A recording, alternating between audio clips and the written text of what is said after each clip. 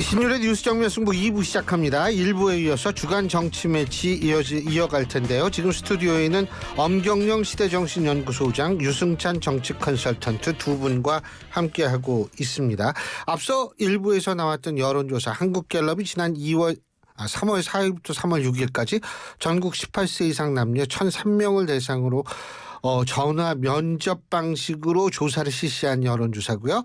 자세한 사항은 중앙선거 여론조사심의위원회 홈페이지를 참조하시면 되는 여론조사였습니다. 아이고 우리 개헌 얘기나 하나 더 하고 그냥 가죠. 개헌 어떻게 보세요? 개헌. 계엄이 아닙니다. 개헌. 그 발음이 약간 어떻게 들으면 비슷하죠. 이게 또 워낙 엄하신 또 집에서 우리 함 사장님 어떻게 보세요? 개헌. 네. 저는 개헌을 엄하게 보고 있는데요. 그래요? 이게 개헌을 엄하게. 이제 사실 개헌을 둘러싸고 그러니까 전선이 그어져 있지 않습니까? 이재명 대표만 반대하고 여야 원로라든지 국민의힘 대선 주자들 그리고 민주당의 비명계 대선 주자들 다 이제 그러니까 개헌에 대해서 찬성하고 있는데요. 저는 그 이유 중에 하나가 그만큼 이재명 대표가 대통령이 되면 대한민국이 위험해진다. 이런 인식을 공유하고 있기 때문에 권력 분산을 내용으로 하는 개헌을 하자 이렇게 이제 주장을 하고 있다고 저는 생각을 하거든요. 그런데 이재명 대표는 그러니까 본인 당선 가능성이 높다고 생각을 해서인지 개헌에 대해서는 철저하게 선을 긋고 내란 세력 심판이 먼저다. 이렇게 이제 대응하고 있는데요.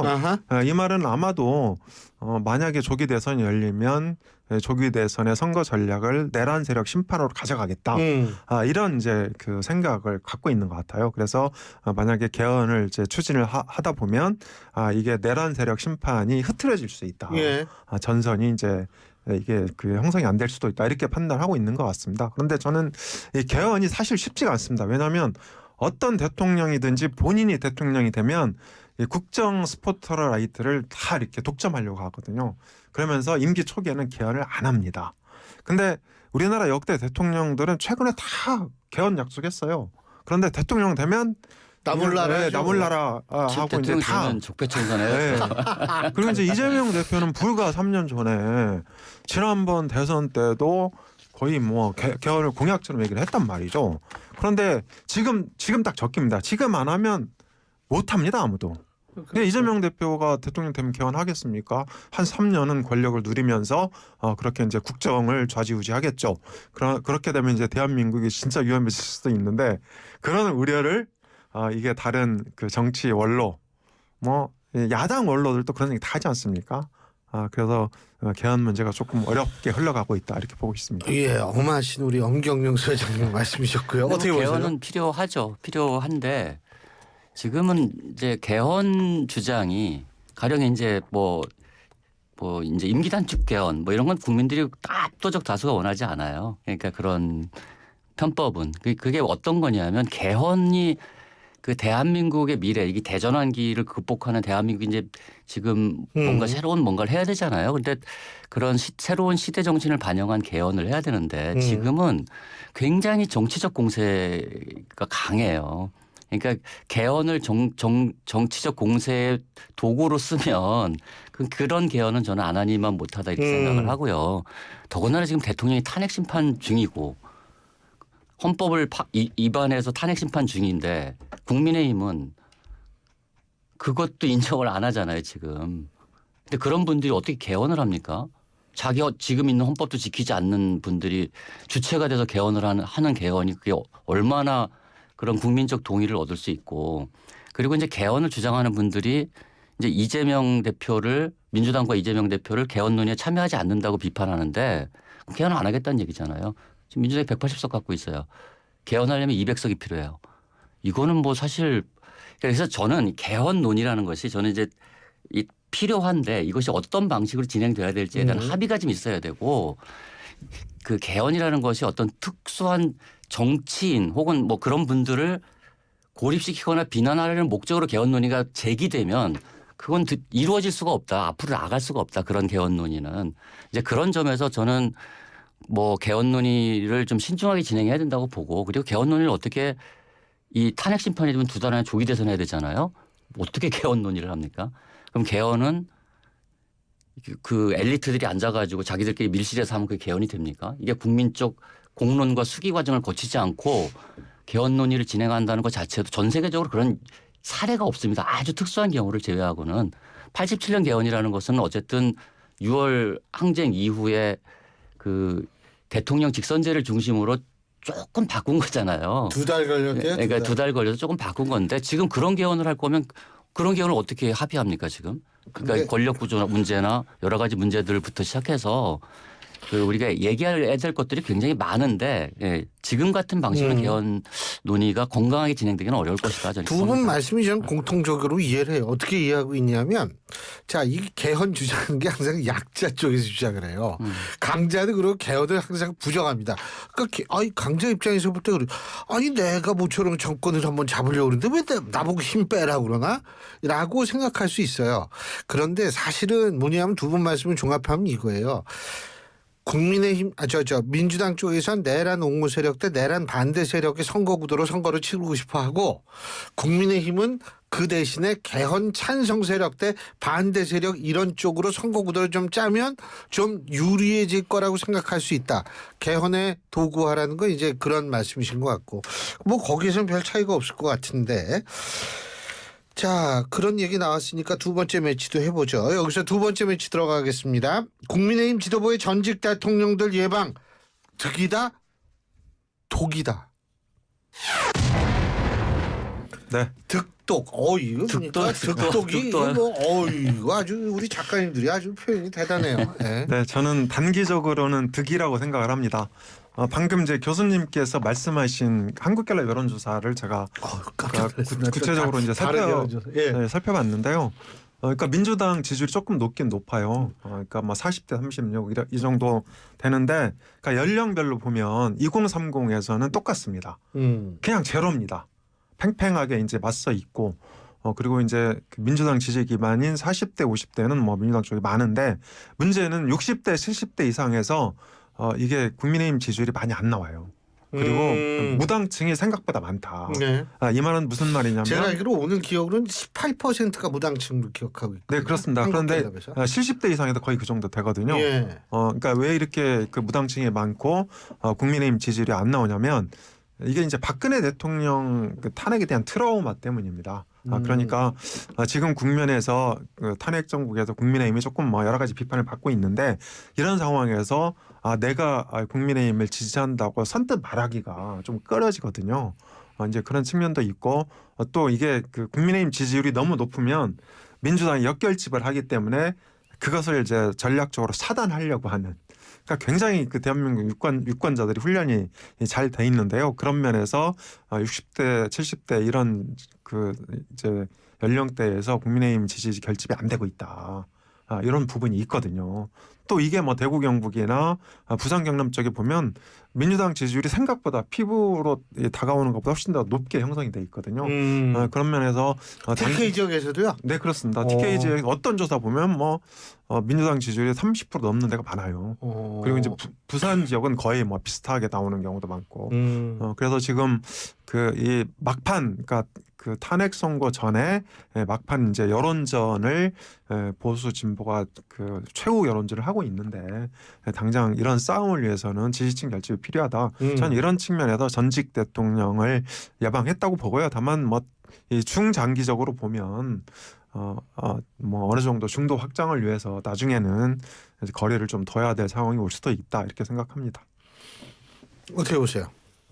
지금 국민의힘이 해야 될 일이 뭘까요? 저는 사실 참 그렇잖아요. 지금 그러니까 뭐 말씀을 하세요. 탄핵은 반대하면서 대선 행보하고 있는 거잖아요. 맞아요. 이게 아주 논리적 부정함이 이중 있죠. 플레이를 하고 있잖아요. 근데 이게 참 곤혹스러운 겁니다. 이게 지금. 그리고 뭐 지금 지지층 결집은 저는 뭐 맥시멈 이루어져 있다고 봐요. 근데 굳이 뭐 지금 그렇게 할 필요는 없다고 보는데, 근데 다만 이제 저는 그런 것 같아요. 그러니까 전직 대통령 방문보다 더 중요한 것들이 있잖아요. 지금 국민의힘에는. 그러니까 이 잘못을 인정하고 당이 그 혁신하려고 하는 노력을 하는 게 우선이죠. 그래야지 대선에서 뭔가 그래도 할 말을 할 수 있게 만드는 게 이제 그 목표가 돼야 되는데, 그러니까 최근 들어서 이제 이 전체적으로 탄핵 정국의 피로감을 느끼는 중도층들이 이제 상황을 좀 정리하고 싶어하는 의지들을 여론에서 많이 드러내고 있거든요. 그 탄핵 이론 인용해야 되는 여론들도 높아지고 있고, 그다음에 그 갤럽 조사 같은 경우도 정권 교체와 정권 재창출 여론도 많이 오늘 58인가? 52대 37이니까 15%까지 52. 벌어졌어요. 예. 보통은 이제 10% 내외에서 형성이 돼 있었는데 이게 좀 벌어지고 있거든요. 예. 근데 이런 상황을 놓고 보면 국민의힘이 해야 될 일은 전직 대통령 예방보다 훨씬 중요한 일이 저는 반성과 성찰이고 혁신을 위한 노력을 하는 거다. 그리고 그것을 위해서 뭔가 이 준비를 해야 될 시간이다. 저는 이렇게 보고 있고요. 사실 지금 뭐 오늘 뭐 이런 것 때문에 또 이제 그래서 저는 가령 예를 들어서 윤 대통령 구속 취소가 됐는데 이거를 선거랑 연결시키면 과연 득이 될까 독이 될까 이 얘기도 사실은 오늘 같은 맥락에서 여쭤보려고 했는데 해볼 수 있을 것 같아요. 글쎄, 그럼 해보세요, 뭐. 계속 이런 그 예. 탄핵을 옹호하는 세력과 한 몸이 되면 중도 확장은 어렵다는 거예요. 저는 국민의힘 입장에서 보면. 아니 저 오늘 그 기자분들이 그러시는데 각종 찌라시들이 엄청 돌고 있는데 야 황당한 찌라시도 많다는 거예요. 근데 어떻게 보세요? 이게 사실 윤석열 대통령이 많이 석방이 이제 곧 석방이 될 가능성이 높은데 그렇게 되면 지금 잠룡이라고 불리우는 예 사실 그 중에서 나 대선 나갈 거야라고 얘기를 뭐 전부 단언하진 않았지만 그래도 제일 비슷하게 얘기한 분이 홍준표 시장 아니겠어요? 이런 분들은 어떻게 될까요? 어떻게 보세요? 네, 그래서 오늘 이제 그 제가 주식 투자하는 건 아닌데요. 오늘 해도 돼요. 윤 대통령이 법원에서 아니, 이제 누가 주식 투자하면 막 야단치고 그래요? 구속 취소 이게 그 보도가 나오면서요. 정치인들 테마주들이 다 떨어졌다고 하더라고요. 뭐 5%에서 10%까지 줄줄이. 근데 우리 왜냐하면 청취자 여러분들한테 한 말씀 드려야 되는 게 그 테마 주고 절대로 사지 마세요. 그거 다 망하는 길입니다. 그거. 예? 네, 뭐 꼭 그렇다고 보긴 좀 어렵긴 하지만 어쨌든 맞아요. 어쨌든 이제 그 윤 대통령 탄핵 기각 가능성이 대두가 되면서 이게 이제 그 정치 테마주들이 줄줄이 떨어졌다. 이 말씀을 이제 먼저 좀 드리고 싶고요. 그리고 지금 그러니까 이제 여러 가지 측면이 있습니다. 그러니까 그 유승찬 대표 말씀도 일부 뭐 일리가 없는 건 아니죠. 그렇긴 하지만 이제 윤 대통령의 탄핵 결론이 뭐 다음 주나 다다음 주 알 거 아닙니까? 그렇게 되면 다시 이제 구속 수감될 수밖에 없는 만약에 그 인용이 되면 그런 이제 운명인 거고요. 물론 이제 기각이 되면 직무 복귀하니까 대선은 없는 거잖아요. 그렇죠. 그런 면에서 단기적으로 뭐 이번 주나 다음 주는 좀 안 좋더라도 2주 후에는 다시 저는 정상을 찾을 수 있을 거라고 보고요. 여론이. 그리고 이제 그 당내 대선 주자들 입지를 보면 일단 이게 윤 대통령 구속 취소가 되면 한동훈 전 대표가 최근에 주가를 막 올리고 있는데 국민이 먼저입니다. 이 책을 냈지 않습니까? 예. 이 이제 책을 내면서 북 콘서트도 하고 뭐 여러 가지 그러니까 언론의 주목을 받으면서 지지율이 조금 올라가고 있는 상황이에요. 갤럽에서 올랐더라고요. 네, 그런 상황인데 좀 그 상당히 심각한 타격을 입을 수 있다. 이렇게 이제 볼 수 있을 것 같고요. 그 다음에 그 뭐 윤 대통령 그 탄핵에 이제 찬성했던 그런 대선 주자들도 손해를 좀 보겠죠. 오세훈 서울시장이나 안철수 의원이나 유승민 전 의원 이런 분들도 손해를 볼 것 같고요. 또 홍준표 대구시장은 사실 대선 행보를 가장 열심히 했던 분 중에 하나거든요. 그런데 만약에 그 윤 대통령이 이제 구속이 취소가 돼서 관저로 돌아오게 되면 아무래도 이게 홍준표 시장에 대해서 기분이 좋겠습니까? 좀 유쾌하지 않을 수 있죠. 그런 면에서도 어느 정도 타격이 예상이 된다. 이렇게 볼 수 있고 김문수 고용노동부 장관 같은 경우만 어느 정도 수혜를 받지 않을까. 그것도 이제 단기적인 문제겠죠. 정치인 테마주 제가 잠깐 말씀드렸는데 어떤 테마주 대부분의 테마주는 도대체 심지어 본인도 이게 왜 나랑 연관이 되지 이런 거 많거든요. 그렇죠. 네. 이게 주식할 때 실적과 연관돼서 투자하시면 모르는데 야 이게 뭐 이렇게 되면 이렇게 되더라. 이거 믿으시면 안 돼요. 정치인 테마주 그거 잘못하면 아주 그냥 힘들어집니다. 근데 어떻게 보세요? 어떤 동의하세요?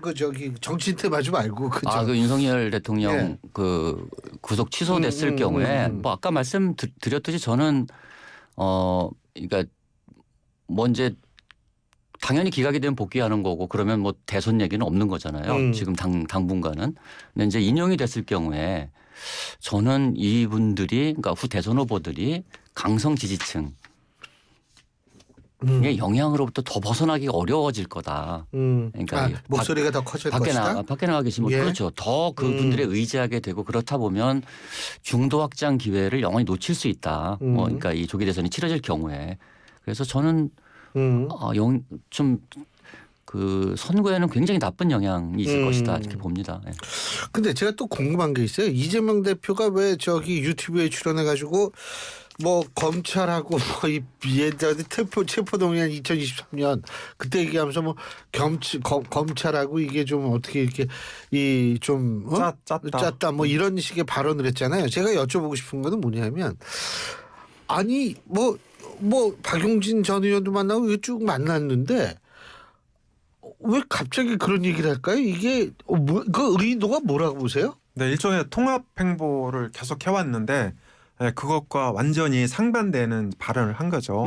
그런데 저는 과연 그게 이재명 대표가 실언을 했다고 보진 않습니다. 그러니까 이게 유튜브를 계속 출연하고 있거든요. 그러니까 좌파 성향의 유튜브를 계속 출연하고 있는데 저는 그 대통령 만약에 조기 대선이 치러지면 당선 가능성이 제일 높은 분이 그렇게 유튜브 특정 그 진영에 치우친 유튜브를 계속 출연하는 거 보면 좀 걱정이 앞섭니다. 왜냐하면 혹시 대통령 돼서도 이렇게 유튜브 출연하면서 정치를 이어가지 않을까. 그러니까 윤 대통령은 그러니까 출연은 안 했습니다. 출연은 안 했고 그러니까 보긴 봤지. 거기 너무 나가신 거고. 네, 근데 이제 이분은 한 발 더 나가서 출연하면서 대통령 하면 정말 대한민국이 큰일 나겠다. 우리 이런 생각이 너무 상상력이 풍부하셔가지고 제가 보는 것이 나은가 출연한 것이 나은가 이 차이가. 아니 그러니까 저는 엄 소장님 때문에 자꾸 그 친 이재명이 되고 있는데. 저 아직 사실 본론을 본론 말씀하세요 그러면. 네. 본론 두 가지 말씀드릴게요. 딱 짤막하게 하겠습니다. 첫 번째는 일단 좀 그 양치기 소녀 이솝우화에 나오는 그러니까 거짓말을 밥 먹듯 해서 배가 망신한 얘기가 이솝우화잖아요. 근데 이재명 대표는 이제 어른이니까 그 뭐 양치기 당 대표 이런 이제 그 연상이 딱 돼요. 그래서 이게 그 말 바꾸기 이슈도 있고 거짓말이라는 어떤 정체성도 갖고 계신 그런 분이 그러니까 이걸 이제 만천하에 다시 한번 들켰다, 공개했다 이렇게 생각이 들고요. 두 번째는 저는 비명계에 대한 이 정치 보복 경고라고 생각을 합니다. 왜냐하면 다다음 주 26일 날 선거법 2심 판결이 있지 않습니까? 그래서 만약에 이때 2심에서도 유죄가 나오면 비명계가 이재명 대표를 흔들 수도 있거든요. 그래서 그때 나를 흔들면 가만 안 두겠다. 대통령 되면 너네 다 죽는다. 이런 정치 보복에 대한 천명 이렇게 생각을 합니다. 아니 근데 그 이솝우화에서의 양치기 소년 얘기를 갑자기 패가망신이라고 말씀하셨는데 그 우화에서 늑대가 말해요. 너 거짓말했지 그래가지고 그 집 가서 사형표 물었나요? 그건 아니었던 것 같아요. 다 잡아먹어 버렸죠. 저는 뭐 그날 그 당일날 정성호 의원도 굉장히 당황하더라고요. 그러니까 여태 통합 행보해놓고 이거를 그러니까 이해가 안 되는 거예요. 이거를 이렇게까지 묵사발을 만들어 버릴 수 있나? 이게 당내 분위기도 약간 그런 게 좀 있거든요. 그게 웬만하면 모르는데 검찰하고 거의 내통했다. 그래서 뭐 저는 이런 거 아니에요? 이게 이제 실수라면 문제고 전략이라면 더 큰 문제죠. 그러니까 실수라도 문제고 이게 전략이었다 그러면 더 큰 문제라고 좀 보는데. 저는 사실 그래요. 그러니까 이재명 대표가 그 지금 굉장히 좋은 입지를 갖고 있는 거잖아요. 대선 후보로서는. 그리고 이렇게까지 나설 일도 아니잖아요. 사실 전체적으로. 원래 있잖아요. 1위 후보는 의제를 안 만드는 게 목표예요. 그러니까 아니 1위 후보는 원래 그런 거예요. 제대 말년에는 떨어지는 날 조심한다. 근데 이 자세로 간다 이거죠. 이렇게까지 계속 나서서 이런 발언을 한다. 그리고 그동안 그 통합행보라고 이제 해왔는데 그래서 당내 이견이 있었던 그룹들을 만나서 같이 하자 그랬는데 가서 좀 약간 섬뜩하잖아요. 짜고 쳤다 뭐 이런 식의 이제 얘기니까 사실 민주당 비명계 의원들이 전 그럴 능력도 없다고 보는데 근데 사실 그렇게 프레이밍하는 것 자체가 이거는 좀 무섭더라고요. 좀 당내 특히 이것이 이제 그리고 지금 본인은 그 내란 세력과의 전쟁이기 때문에 개헌 얘기도 하지 말자는 분이 이렇게 내부 싸움까지 만들어내는 것은 좀 앞뒤가 맞지 않는 것이다. 좀 부적절하다 이렇게 봅니다. 알겠습니다. 자, 오늘 두 분하고 얘기를 하다 보니까 시간이 금방 갔습니다. 자, 두 분 말씀 오늘 여기까지 듣죠. 고맙습니다. 네, 고맙습니다. 감사합니다. 예, 지금까지 시대정신연구소의 엄경영 소장, 유승찬 정책 컨설턴트 두 분과 함께했습니다. 하이 AI. 다들